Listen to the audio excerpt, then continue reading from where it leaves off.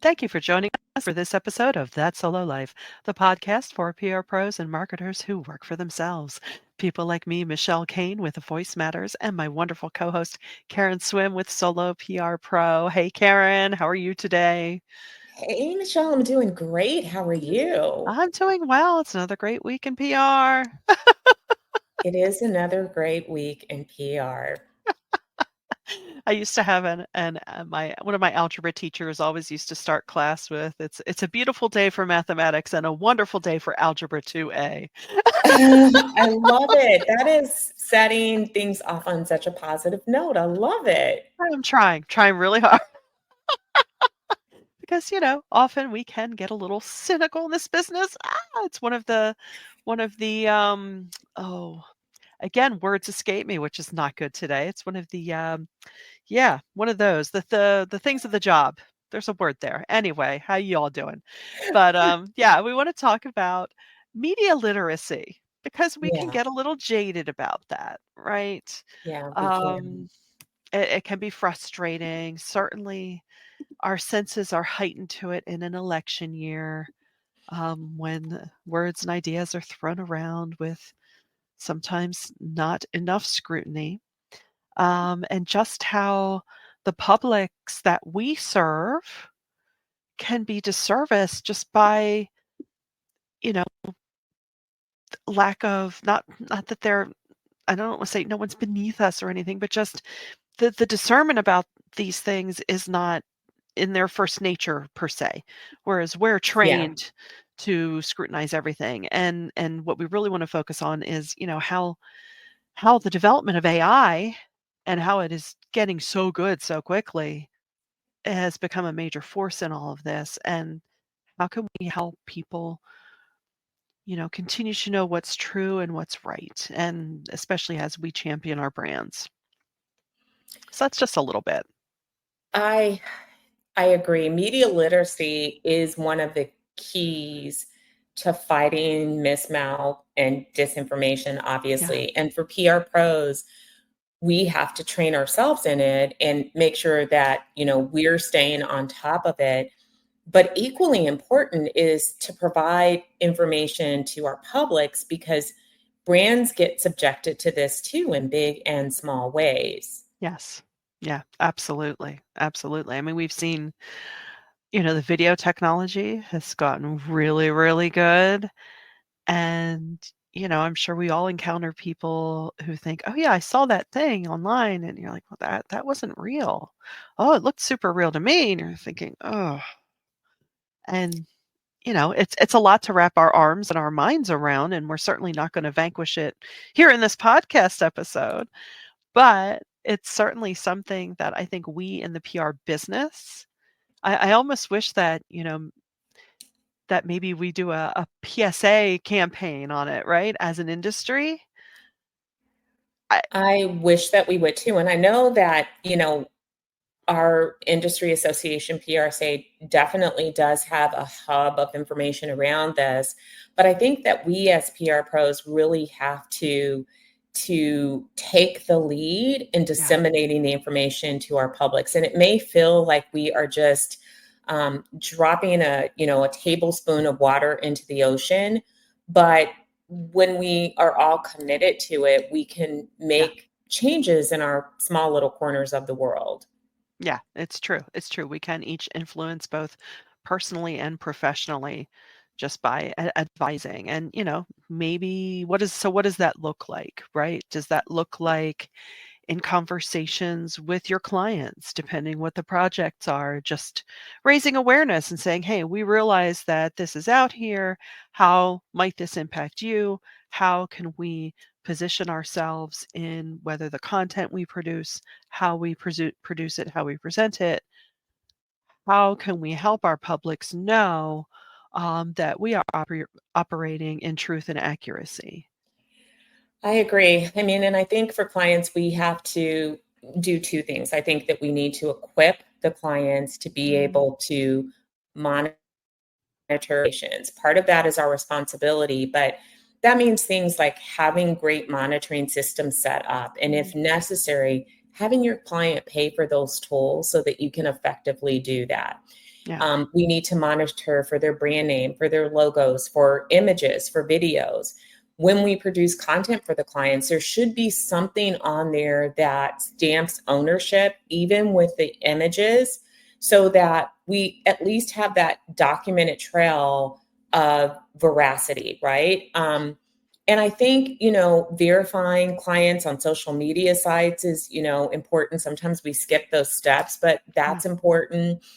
And equipping the public with tools to be able to fact check. There are fact check sites for news. There are, maybe it's adding stuff to clients' websites or adding things when we share articles, like, please be aware that this article was only published in X. Mhm. And if you see this anywhere else, it is not the original article and it's being used without our permission, because there are scraper sites that will Oh, take yeah. content and mash it together, and then sometimes they get facts wrong and, information wrong. Yeah, yeah, and that speaks to too the temptation, because I know some clients love to subscribe to those aggregators of, "Oh, it's great. I only pay $10 a month for this content." I'm like, "Yeah, you and everybody else. Google's not gonna love that, but that's a whole other issue for another day." But yeah, really, protecting themselves and their property, so to speak, their intellectual property, as best we can, and in turn, really taking the lead and helping their audiences know, "Hey, this is out there, so, just be aware. And the Yeah. information you're consuming, do your best to make sure it's real." Can you imagine how quickly we could curtail? We're not going to eliminate this problem, but we could truly curtail it if every single company, every single organization took a step to educate their publics on how to determine fact from fiction, and gave them some tools. Like, we have this toolkit at Mhm. PRSA. What if every single brand had a toolkit that was easy for the public? Like, here's a site where you can check to see if, even if it has nothing to do with them. I would love to see that Mm, become the norm, where companies said, you know what, we're tired of this. It hurts us, it hurts industries, it hurts us individually when misinformation is put out there. If we could just teach the public what's true and what's not, because I feel like much of the public, they really interact with and view information in a very different way than we do. yeah. And they view things in terms of their belief system. So if Mhm. they, for instance, hold a particular political belief, anything that opposes that belief, they see as quote unquote fake news.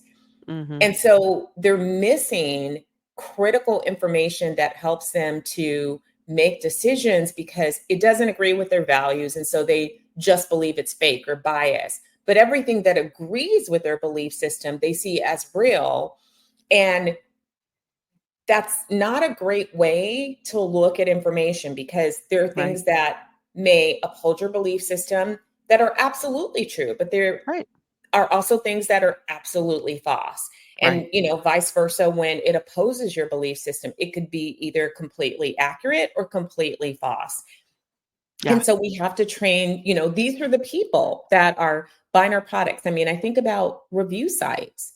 Ugh. Does everyone know how to understand if these reviews may not be factual? Well, that can Right. completely hurt a brand and its sales if Right. someone decides to attack them with fake reviews. And this has happened. Oh, yes, And it then has. people have a negative viewpoint, and it's not even true.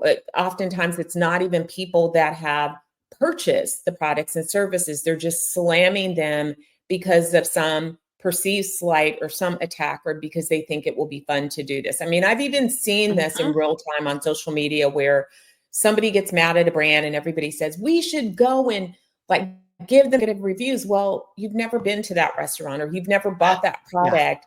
And the reviews are legitimately for the how you feel about what they're selling, not how you Yeah. feel about the organization. Yeah. Yeah. Recently, I saw a local business affected by a former disgruntled employee. I mean, this person just lit a brush fire across social media, in reviews, Facebook, everywhere, and you're thinking, "Don't you have anything better to do?" It's a shame, and I've also encountered a person who right away just wrote off a local, newspaper as being biased. Well, they're all biased because it's so ingrained in them that every news entity is biased. So I just calmly asked them, "Have you read this publication?"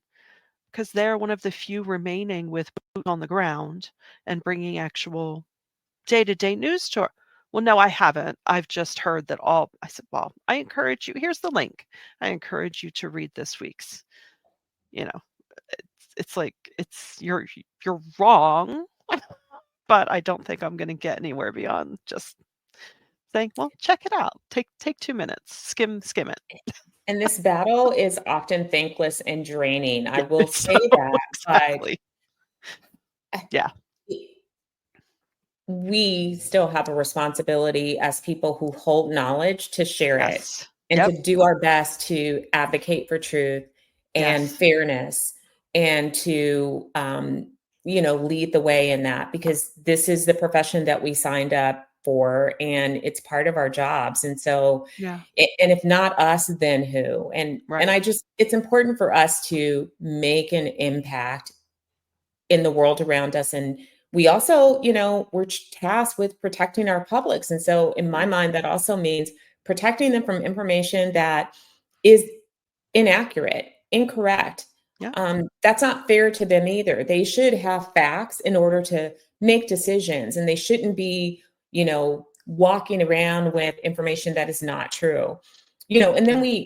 we have this recent problem, which is just abhorrent to me. Outside of political belief systems, it should never be okay to make up a story to get news attention. Yeah. That's Yeah, you think? manipulative, unjust, Yeah. and unethical. It's I it's nothing about it is okay. And as we've seen in recent incidents, when you perpetuate an untruth intentionally, it's not a harmless act. There is yeah. harm. I feel the same way about that as I do about quote unquote PR stunts that have Right. happened in the past. A stunt is that's just, be a Cheap. professional. There Yeah. are much better ways. And I'm not talking about campaigns or fun things that we No. do, but stunts that really are on Again, the other side of ethics. yeah, And they I don't can't think come of any from a place examples of now. honesty. Yeah, they don't come from Exactly, exactly. and That's just not okay. Don't no. deceive people intentionally, because you can harm people and you can cause harm to others. And what we've seen in this recent incident is that it really has spilled over and people have been harmed by words that were not true. So Yeah.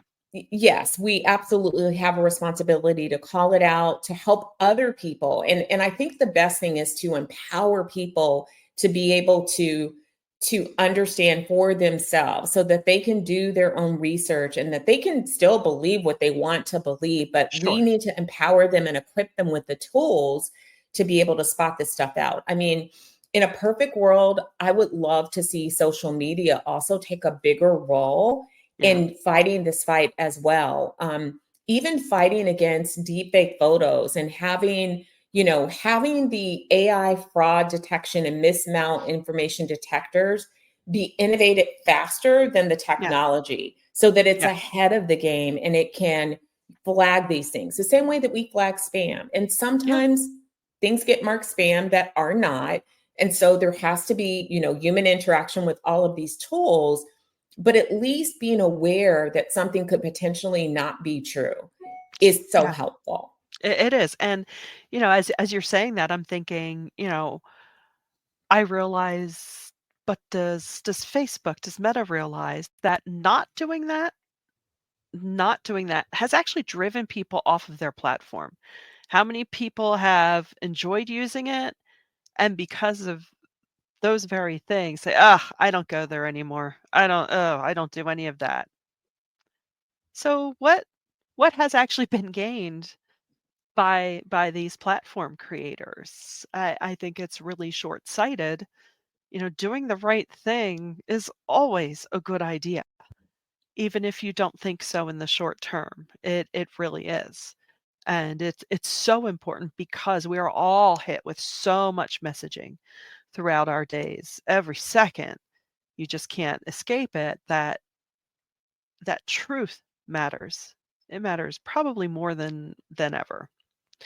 So any way that we as PR pros can help with that, and yeah, it can be draining, it can be maddening.